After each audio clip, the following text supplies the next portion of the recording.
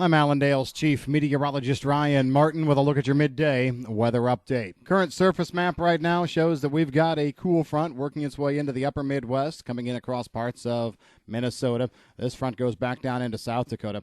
Yeah, it's a cool front, but it's not going to be doing much. We're actually going to be looking at a batch of warm air coming north fairly quick behind that front, bouncing temperatures quite nicely in the northern plains. As a matter of fact, parts of eastern North Dakota might blowtorch up to in the upper 80s tomorrow. So this initial cool front, not a big deal. What you really have to watch is the cool front that is back now over portions of Idaho into Montana and all the various low pressure areas associated with that. That'll be the big key for the middle and eastern part of the country later on this week. We're going to be looking at dry days from today right on through, likely Wednesday into early Thursday. We'll start to see some thunderstorm action kick up Thursday afternoon, Iowa, southern Minnesota. Then it fills in as a front moves eastward, and we see good rains across Wisconsin, down into Illinois, back into Missouri as you head into Friday. However, then that all kind of falls apart, and you have to wait for a secondary wave of energy to get going, coming out of the Central Plains, riding up this old front right into the eastern Corn Belt for Friday night through Saturday. That's when the real good rains could fall. Overall, when you put both waves together, let's just lump everything together going from Thursday afternoon through the end of the day Saturday over the entirety of the Corn Belt. I like rainfall totals from 1/2 to 1.5 inches, and I like coverage at about 80 to maybe even 90%. I think this is a nice sweeping front that brings moisture pretty much to everyone. As we go forward from there, behind that front, we do take temperatures back down a little bit, normal to slightly below, putting together several dry days as well. The next front to work through the Corn Belt then comes through around the 26th. You can make the argument that it's the 25th into the 26th back over western parts. It's a nice long, elongated front that goes all the way down into the Central Plains, lower Missouri Valley again, so I think we have good coverage. I'm not overly impressed with moisture availability, so 1/2 inch is probably about where most of us end up. You can probably open a range from 1/4 to 1 inch and say, yeah, that'll cover everyone.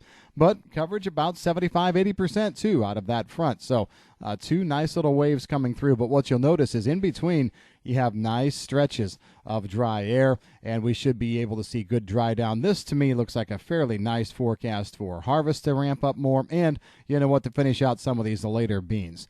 Now, where we get a little bit interesting, and we tried to kind of talk about this in several different ways, and we'll be addressing it again in our online write-up as we go into tomorrow morning. GFS model, way out in the extended forecast panels, has this cut-off, tight circulation meandering about the southeast and eventually making it into the Missouri Valley. So it's moving exact opposite direction of what you would see a flow pattern across the USB. Some of the thought process is maybe the GFS thinks this is a remains of a tropical system. Problem is it doesn't have a good tropical system coming in the meantime. What I think we have to watch it for is the following. Look, if it does hold together, if it does meander west, if it hooks up with any kind of front, we can draw more moisture northward. This doesn't have a lot of rain with it, but what it does have is just a lingering batch of moisture, so it'll be a source for anything else to tap into if it were to get close. Right now it looks like it would affect Missouri Valley and lower Ohio Valley areas first, but if it gets drawn northward, we could also see this add some prolonged gloomy, damp weather to parts of the central and eastern Corn Belt. Just an odd setup right now.